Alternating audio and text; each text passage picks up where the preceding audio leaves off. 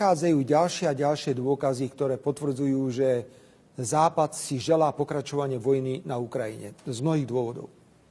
Ja si dokonca myslím, že vojna vyhovuje aj prezidentovi Zelenskému, pretože prichádza neustále pomoc na Ukrajinu. Tých dôvodov je pomerne veľa.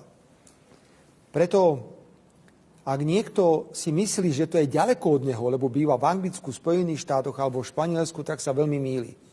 Eskalácia napätia, ktorá bola spôsobená rozhodnutím amerického prezidenta Bidena, je šialená, je šokujúca a nemá jednoducho miesto v roku 2024.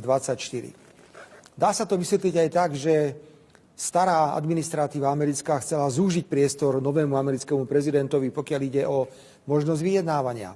Určite sa to dá charakterizovať ako pokus za každú cenu zastaviť akékoľvek mierové rokovania.